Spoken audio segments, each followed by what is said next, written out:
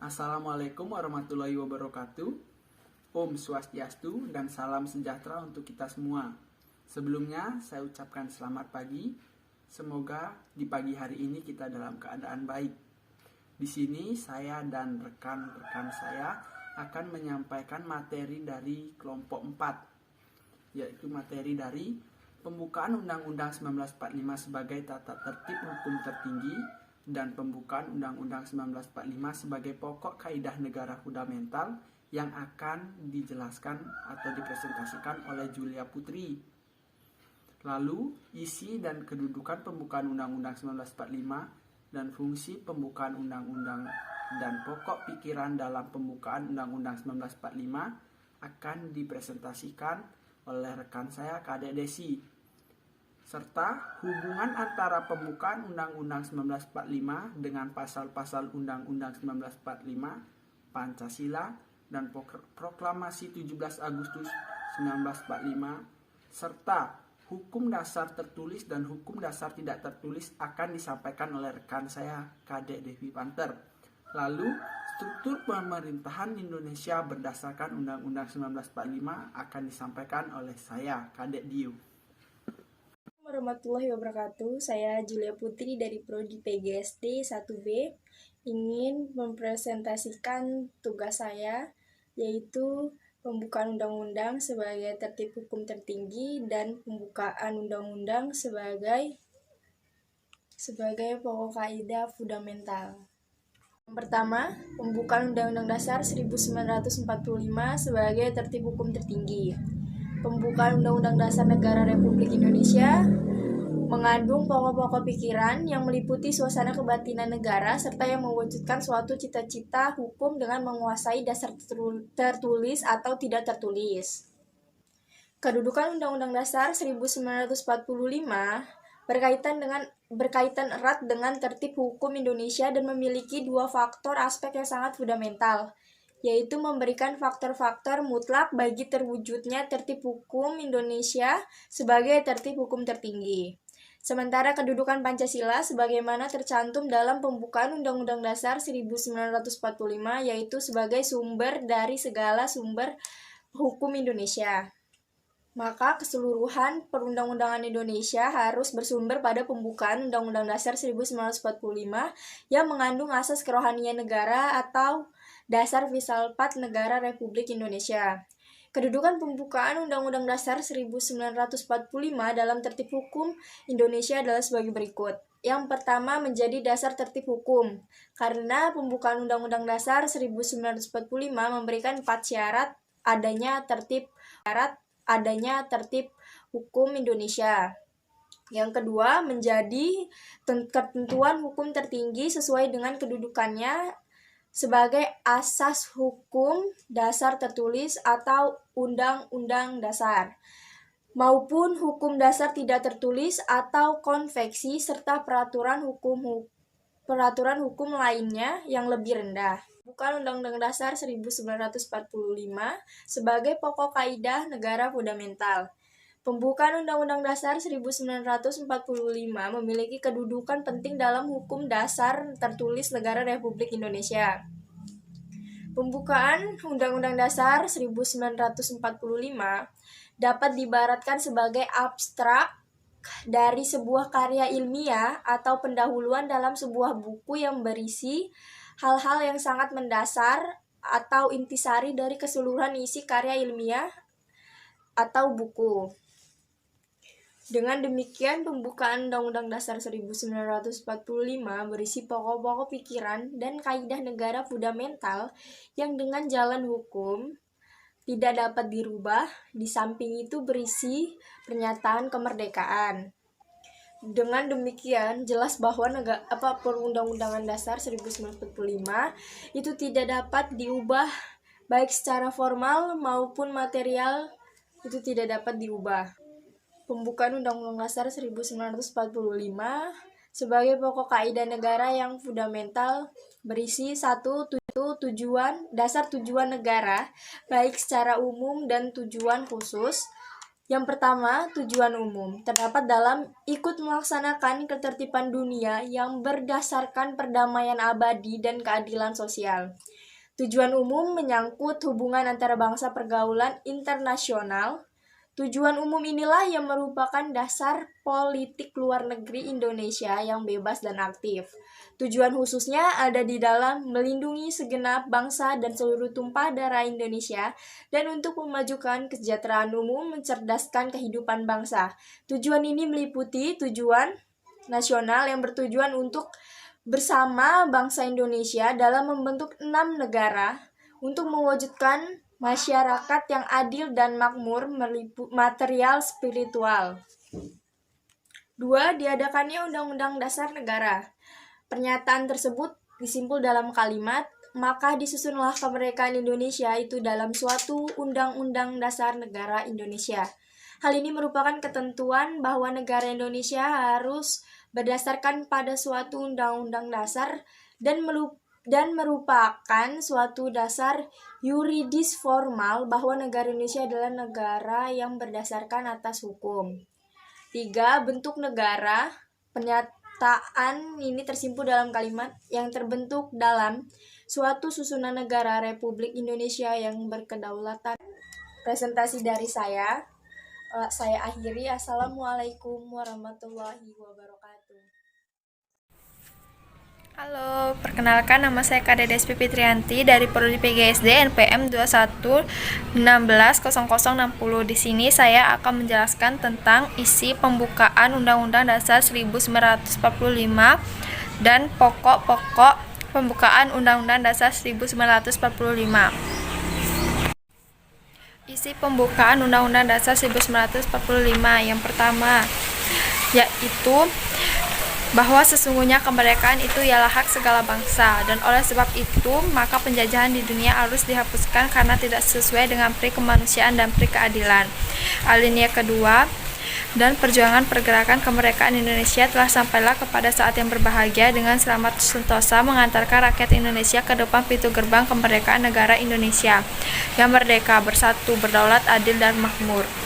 Alinea ketiga, atas berkat rahmat Allah yang Maha Kuasa dan dengan didorongkan oleh keinginan luhur supaya berkehidupan kebangsaan yang bebas, maka rakyat Indonesia menyatakan dengan ini kemerdekaannya. Alinea keempat, kemudian daripada itu untuk membentuk suatu pemerintahan negara Indonesia yang melindungi segenap bangsa Indonesia dan seluruh tumpah darah Indonesia dan untuk memajukan kesejahteraan umum, mencerdaskan kehidupan bangsa dan ikut serta melaksanakan ketertiban dunia berdasarkan kemerdekaan, perdamaian abadi dan keadilan sosial, maka disusunlah kemerdekaan kebangsaan Indonesia itu dalam suatu Undang-Undang Dasar Negara Indonesia yang terbentuk dalam suatu susunan negara Republik Indonesia yang berkedaulatan dan berdasarkan kepada ketuhanan yang Maha Esa, kemanusiaan yang adil dan beradab, persatuan Indonesia dan kerakyatan yang dipimpin oleh hikmat kebijaksanaan dalam permusyawaratan perwakilan serta dengan mewujudkan keadilan sosial bagi seluruh rakyat Indonesia. Materi yang kedua yaitu pokok-pokok pikiran dalam pembukaan Undang-Undang Dasar 1945, yaitu yang pertama pokok pikiran persatuan, yang kedua pokok pikiran kedaulatan rakyat, yang ketiga pokok pikiran keadilan sosial, yang keempat pokok pikiran ketuhanan. Sekian, terima kasih. Sebelumnya, selamat siang. Saya Kades Reza Febriani dari Prodi PGSD 1B. Saya di sini akan menjelaskan apa hubungan Undang-Undang Dasar 1945 dengan pasal-pasal Undang-Undang Dasar 1945, Pancasila, dan Proklamasi 17 Agustus 1945. Hubungan Pancasila, UUD 1945, dan Proklamasi 17 Agustus 1945, hubungan diantaranya ialah bersifat formal dan non-material. Secara formal, pembukaan UUD 1945 berkedudukan dan berfungsi selain sebagai sebagai mukadimah UUD 1945, juga sebagai suatu suatu yang bereksistensi sendiri karena pembukaan UUD 1945 yang intinya Pancasila tidak tergantung pada batang tubuh UUD 1945 bahkan sebagai sumbernya. Dengan ini Pancasila sebagai inti pembukaan UUD 1945 mempunyai kedudukan yang kuat, tetap tidak dapat diubah dan dengan terlekat pada berlangsungnya kehidupan negara.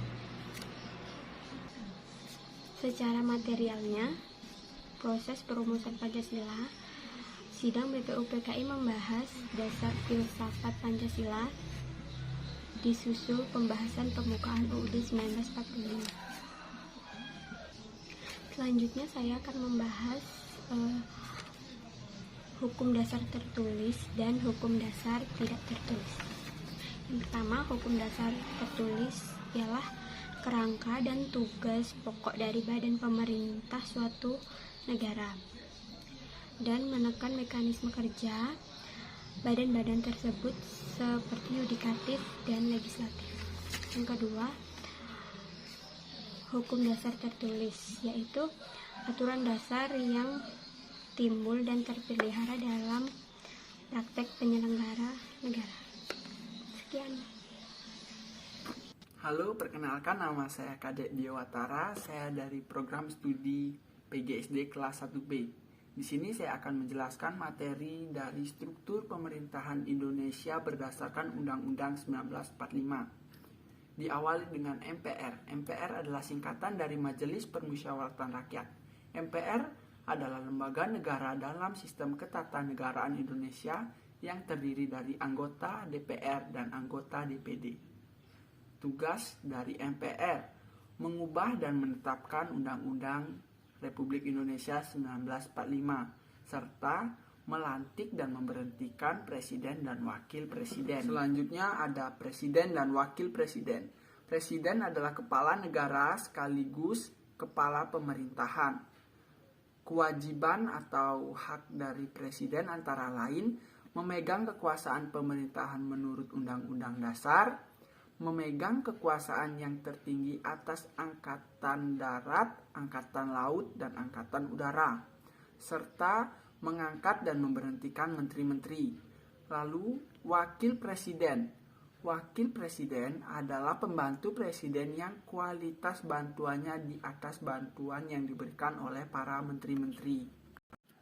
Selanjutnya ada Dewan Perwakilan Rakyat. Dewan Perwakilan Rakyat adalah lembaga tinggi negara dalam sistem ketatanegaraan Indonesia yang merupakan negara perwakilan rakyat dan memegang kekuasaan untuk membentuk undang-undang. Tugas dari MPR antara lain menetapkan dan menerima usulan RUU yang diajukan DPD yang berkaitan dengan bidang tertentu dan mengikutsertakannya dalam pembahasan serta melaksanakan pengawasan terhadap pelaksanaan UUU, APBN, serta kebijakan pemerintah. Selanjutnya ada DPD, Dewan Perwakilan Daerah. Dewan Perwakilan Daerah adalah lembaga tinggi negara dalam sistem ketatanegaraan Indonesia yang anggotanya merupakan perwakilan dari setiap provinsi yang dipilih melalui pemilihan umum. Fungsi dan tugas dari DPD dapat mengajukan rencana undang-undang kepada DPR, dapat ikut membahas RUU atau rencana undang-undang, serta memberikan pertimbangan kepada DPR. Selanjutnya ada Mahkamah Agung. Mahkamah Agung adalah lembaga tinggi negara dalam sistem ketatanegaraan Indonesia yang merupakan pemegang kekuasaan kehakiman bersama-sama dengan Mahkamah Konstitusi dan bebas dari pengaruh cabang-cabang kekuasaan lainnya.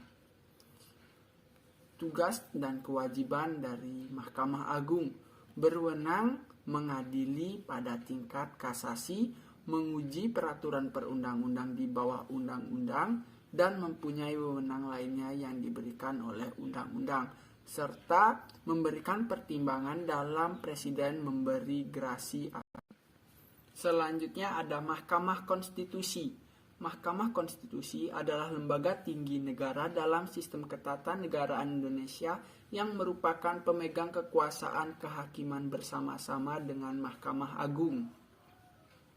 Tugas dan kewenangan dari Mahkamah Konstitusi: menguji undang-undang terhadap Undang-Undang Dasar Negara Republik 1945, memutuskan pembubaran partai politik, dan memutuskan perselisihan tentang hasil pemilihan umum.